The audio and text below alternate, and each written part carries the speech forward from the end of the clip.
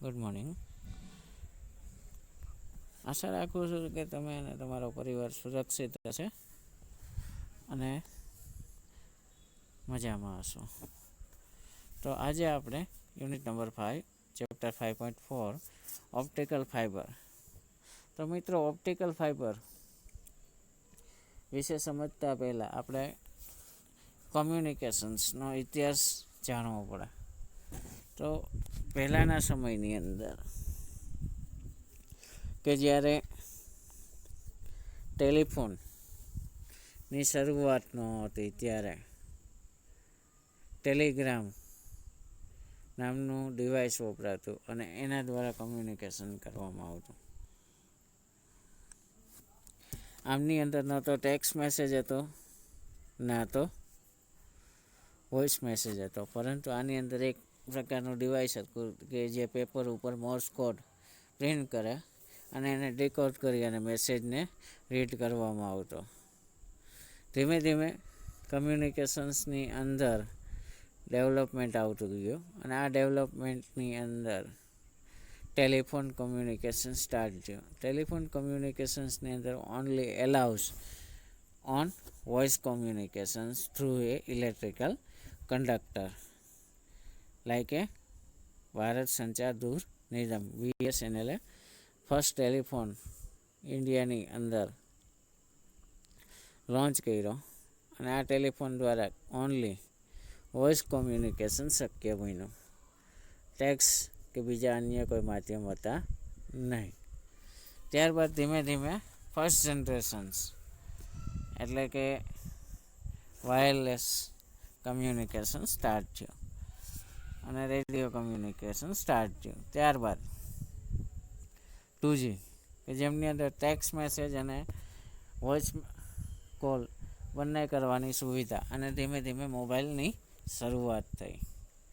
ત્યારબાદ જેમ જેમ આગળ વધતા ગયા તેમ તેમ થર્ડ જનરેશનની અંદર આપણે ઇન્ટરનેટ યુઝ કરતા થઈ ગયા, મલ્ટીમીડિયા ફોન યુઝ કરતા થઈ ગયા અને today we are using 4G smartphone use કરીએ છીએ.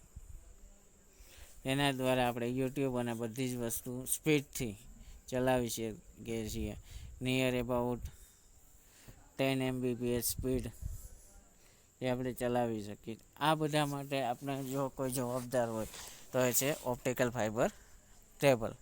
તો ઓપ્ટિકલ ફાઇબર કેબલ છે એ મુખ્યત્વે શેનો બનેલો હોય છે? તો એ ટવાર્ચ અને પ્યોર સિલિકા માંથી બનાવવામાં આવે છે, એટલે કે ગ્લાસ ફાઇબરમાંથી બનાવવામાં આવે છે. આકૃતિમાં તમે જોઈ શકો છો એ રીતના ઓપ્ટિકલ કેબલમાં આકૃતિ એકની અંદર જે ઇન્ટરનલ ઓપ્ટિકલ કેબલ છે કે જેમાંથી બ્રાઇટનેસ ડોટ તમને જોવા મળે અને ઓપ્ટિકલ વાયર થ્રુ એ પ્રકાશ ટ્રાવેલ કરે છે. સેકન્ડ ફિગરની અંદર આપણે જોઈ શકીએ છીએ કે ઓપ્ટિકલ કેબલ જે માર્કેટની અંદર યુઝ થાય છે કમ્યુનિકેશનમાં તે, અને ત્રીજી ફિગરની અંદર આપણે જોઈ શકીએ છીએ BSNLમાં જે યુઝ કરે છે તે કેબલ છે. તો આપણે આ ચેપ્ટરની અંદર ડિટેલની અંદર ચર્ચા કરીએ.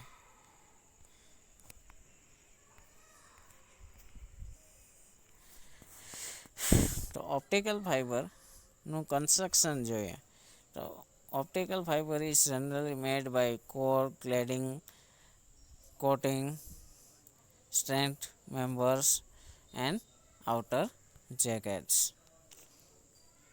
First is core.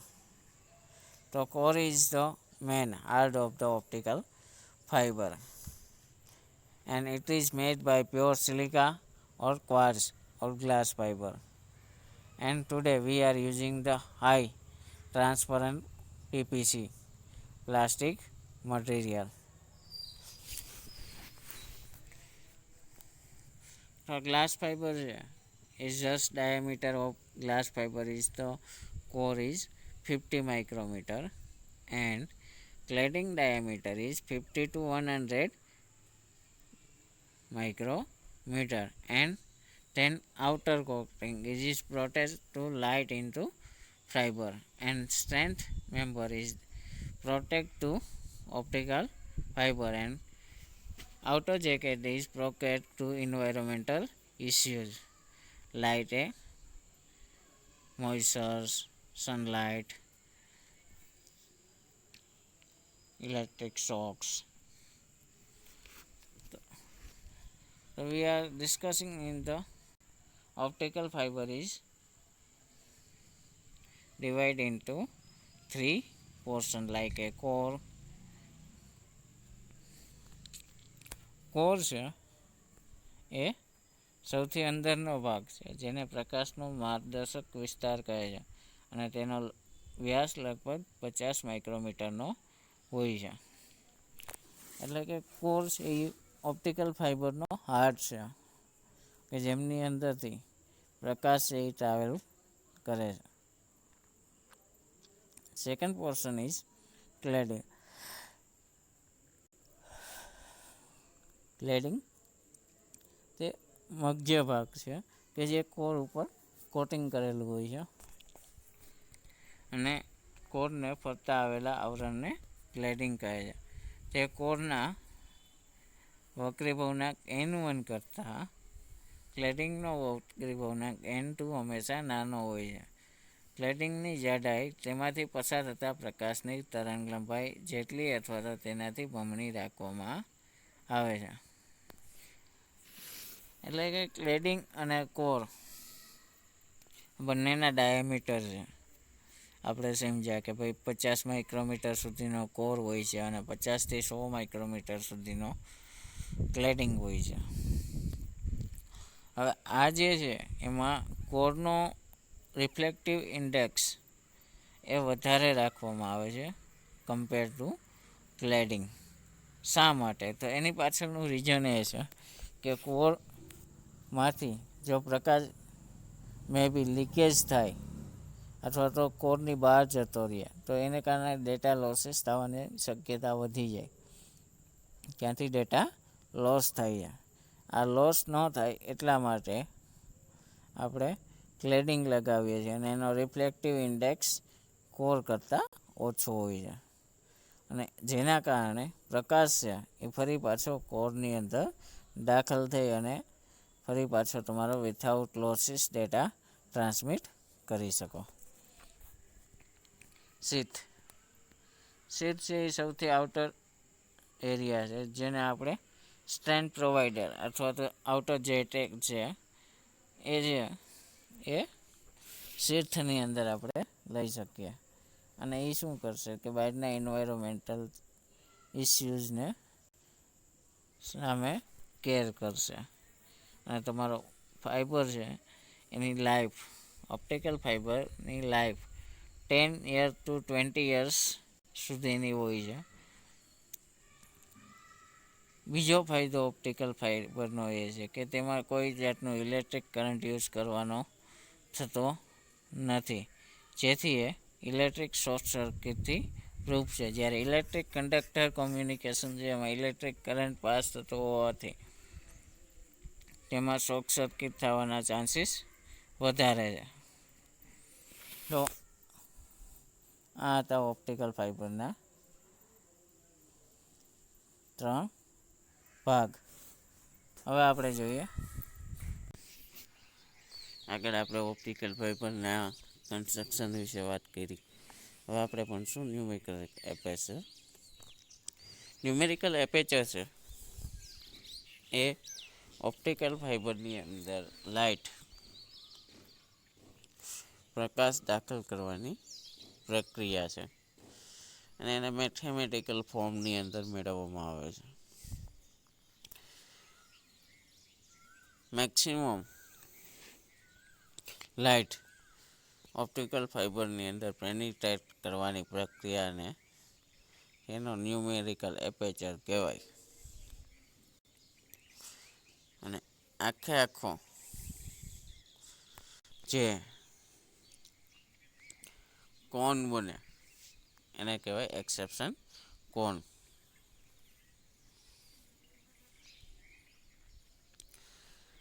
ન્યુમેરિકલ એપેચર મેળવવા માટે આપણે ફર્સ્ટ હતો કોરનો વક્રી પૂર્ણાંક,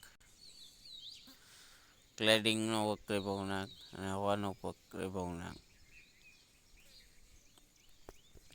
અહીં કોરનો વક્રી પૂર્ણાંક N1 છે,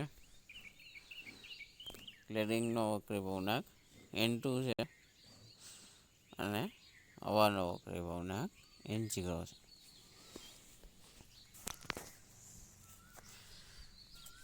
બરોબર.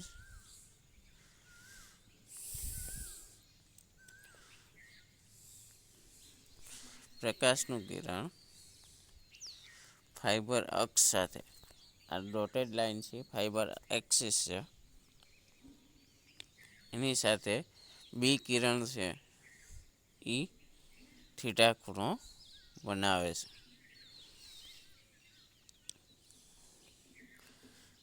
અને તે કિરણ થીટા આર ખૂણે રિફ્રેક્ટેડ એટલે કે વક્રીભવન પામે છે. કોર ક્લેડિંગ ઇન્ટરફરન્સ ફાઈવ ખૂણો આંતરે છે અને 5C એ ક્રાંતિક કોણ છે. એટલે કે અહીંયા જે એક્સિસ પાસે ખૂણો બને છે, આ ખૂણો તે 5C છે, 5 ખૂણો છે અને ક્રિટિકલ એંગલ 5C છે.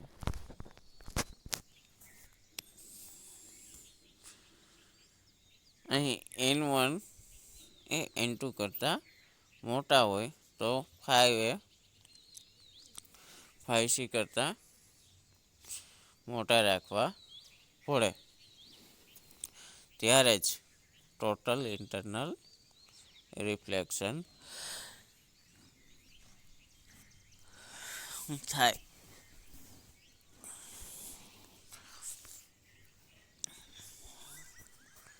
Phi is greater than 5C ત્યારે light is travel into optical cable એટલે કે ઓપ્ટિકલ ફાઇબરની અંદર જ રહેશે. જો આપાત કોણ phi 1 માટે 5 is greater or equal 5C અને પ્રકાશ ફાઇબરમાં રહે તો ખૂણાની ગણતરી કરીએ તો અહીંયા આપણે સ્નેલનો નિયમ લગાડવો પડે.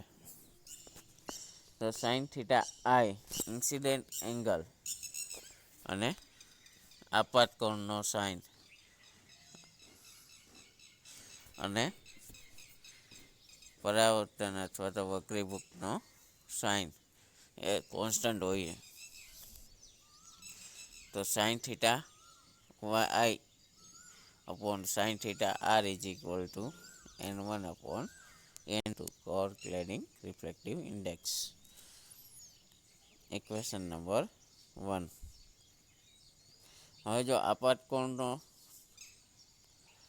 થીટા 1ની કિંમત વધારતા જઈએ તો તેની એક એવી કિંમત આવશે કે ફાઈની કિંમત ક્રાંતિક કોણ 5C થી ઓછી થઈ જશે અને કિરણ સાઈડની દિવાલમાંથી બહાર જતું રહે.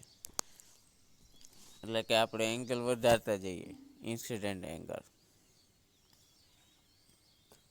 તો એક એંગલ એવો મળશે કે એમાં 5C છે એ મોટો થઈ જાય અને 5C એની વેલ્યુ નાની થઈ જાય. તો એ એંગલે તમારો જે લાઇટ છે એ ઓપ્ટિકલ ફાઇબરની લીકેજ થવા લાગે અને ડેટા લોસીસ થાય. તો ફાઈની વેલ્યુ છે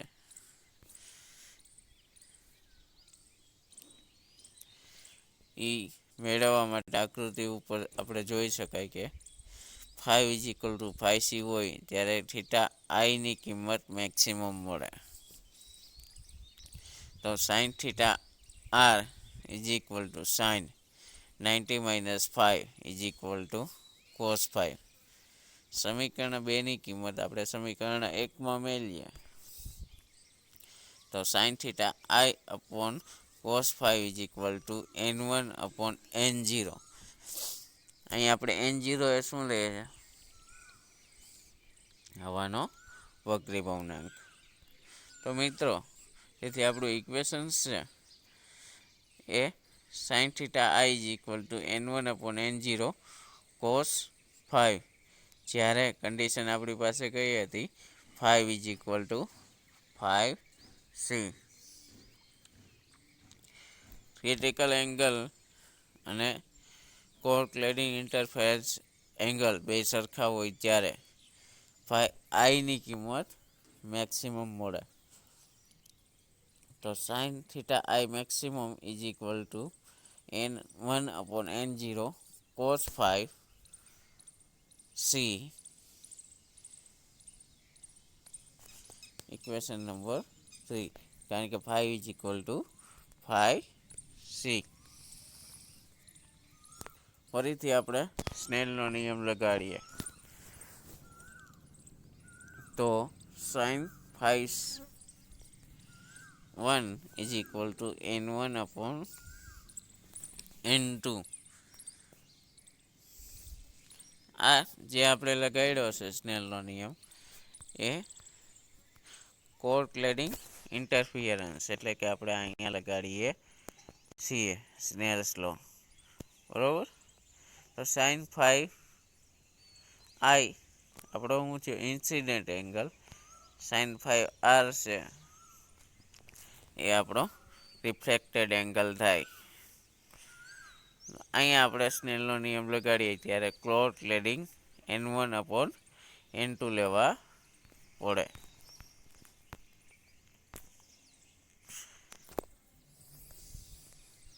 તો cos 5C is equal to under root 1 minus sin square 5C. Sorry, sin 5I. sin 5I ની કિંમત મેળવીએ તો N2 upon N1 સ્ક્વેર, તો શું થશે 1 minus N2 upon N1 square.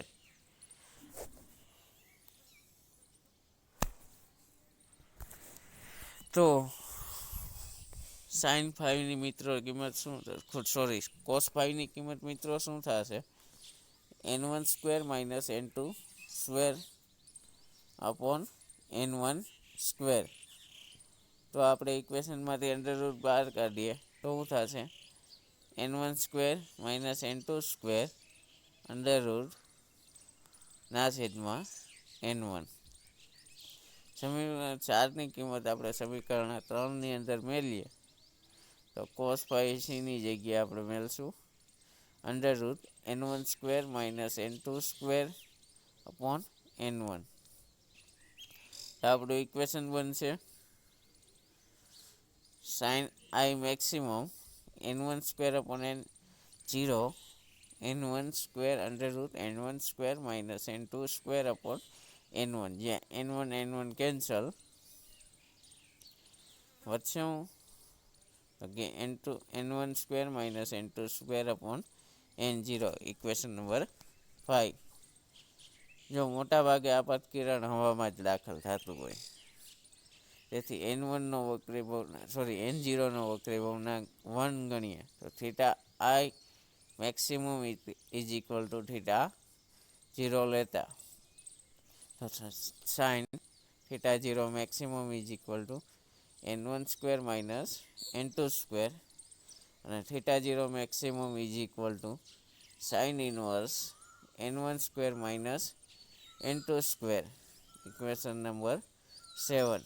Theta 0 એ ફાઈબરનો એક્સેપ્શન એંગલ છે કે ભાઈ આ એંગલે તમે જ્યારે કિરણને પ્રકાશના કિરણને ફાઈબરની અંદર દાખલ કરશો ત્યારે ફાઈબરની અંદર તેમનું ટોટલ ઇન્ટરનલ રિફ્લેક્શન થશે અને પ્રકાશનું જે કિરણ ફાઈબરની અક્ષના સાપેક્ષમાં ખૂણાના જે મહત્તમ મૂલ્ય સુધી ફાઈબરમાં લીક થયા વગર વહન કરે તેને એક્સેપ્શન એંગલ કહેવાય. એટલે કે તમારો ડેટા છે એ લીક થયા વગર ઓપ્ટિકલ કેબલની અંદર વહન કર્યા રાખે, એટલે કે ટોટલ ઇન્ટરનલ રિફ્લેક્શન જ્યાં સુધી મળ્યા રાખે તે એંગલને તેનો એક્સેપ્શન એંગલ કહે છે. વક્રી ભવનાંક માટે ફ્રેક્શનલ ફેરફાર. તો કોર અને ક્લેડિંગના વક્રી ભવનાંકોના ફ્રેક્શનલ ફેરફાર ડેલ્ટાને ફ્રેક્શનલ રિફ્લેક્ટિવ ઇન્ડેક્સ કહે છે. Delta is equal two N2 minus N1 upon N1.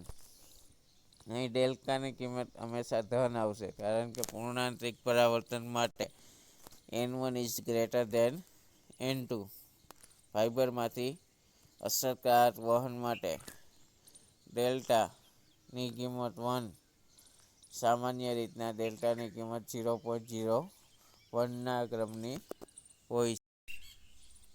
હવે આપણે ન્યુમેરિકલ એપેચર વિશે ચર્ચા કરવા જઈ રહ્યા છીએ. ન્યુમેરિકલ એપેચર છે એ એક્સેપ્શન એંગલના સાઇનને કેનો ન્યુમેરિકલ એપેચર કહે છે. એને ઇઝ ઇક્વલ ટુ સાઇન 0. તો સાઇન 0ની કિંમત આપણે આગળ એક્સેપ્શન એંગલમાં મેળવી √N1 square minus N2 square.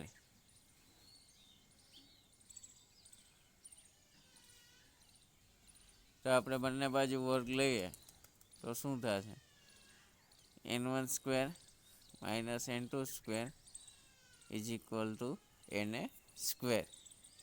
તો મેથેમેટિકલ ફોર્મ્યુલા આપણે મેળવીએ N1 સ્ક્વેર માઇનસ N2 સ્ક્વેરનું, તો N1 minus N2 N1 plus N2. ઉપરના સમીકરણને 2n વડે ગુણી અને ભાંગીએ તો શું થાય? તો N1 minus N2 plus N1 plus N2 into 2n divided by 2n.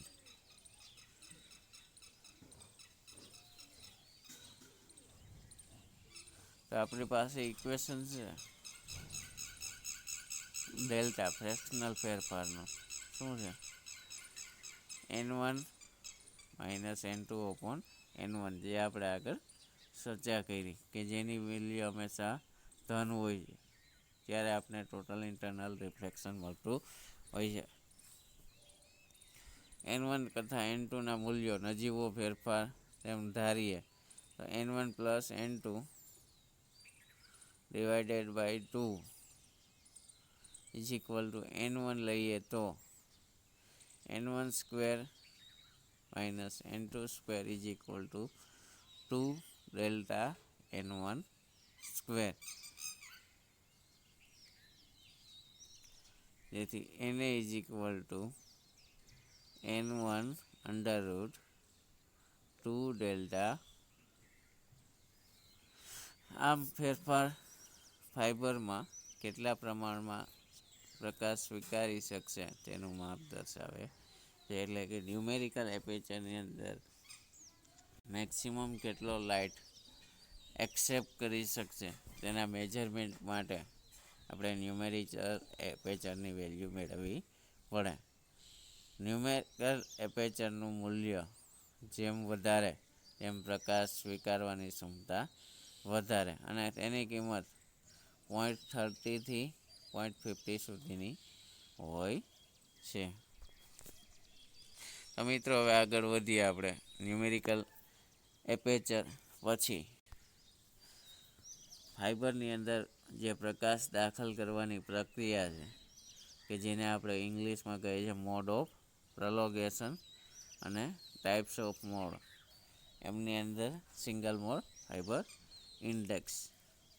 Total ફાઇબરની ઇન્ડેક્સ ફાઇબરની અંદર આપણે જોઈએ તો 3 મોડ જોવા મળે: સિંગલ મોડ, મલ્ટી મોડ અને મલ્ટી મોડ ગ્રેડેડ ઇન્ડેક્સ. તો સિંગલ મોડ ફાઇબરની અંદર માત્ર ને માત્ર એક જ પ્રકાશનું કિરણ આપણે દાખલ કરી શકીએ.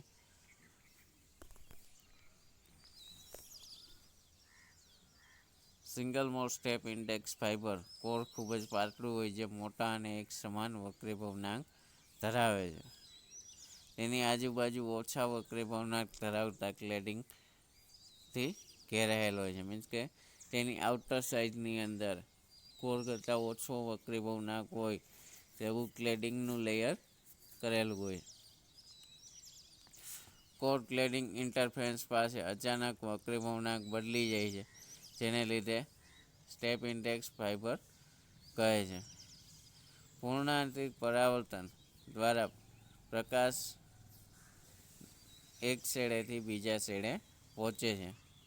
સિંગલ મોડ સ્ટેપ ઇન્ડેક્સ ફાઇબરમાં એને અને એક્સેપ્શન એંગલ ખૂબ જ ઓછો હોય.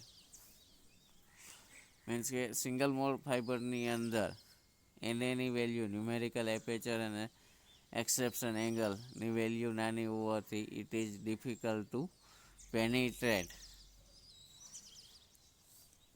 એમાં પ્રકાશ દાખલ કરવો એ ખૂબ જ અઘરો છે. વિશ્વમાં બનતા કુલ ઓપ્ટિકલ ફાઇબરમાંથી 80% હિસ્સો સિંગલ મોડ સ્ટેપ ઇન્ડેક્સ ફાઇબરનો છે. એટલે કે જેટલા પણ ફાઇબર બને છે અત્યારે એમાંથી 80% ફાઇબર છે એ સિંગલ મોડ ફાઇબર છે. આ ફાઇબરમાં પ્રકાશનો સ્ટ્રોક તરીકે લેસરનો ઉપયોગ થાય છે અને સબમરીન કેબલમાં તેનો ઉપયોગ થાય છે.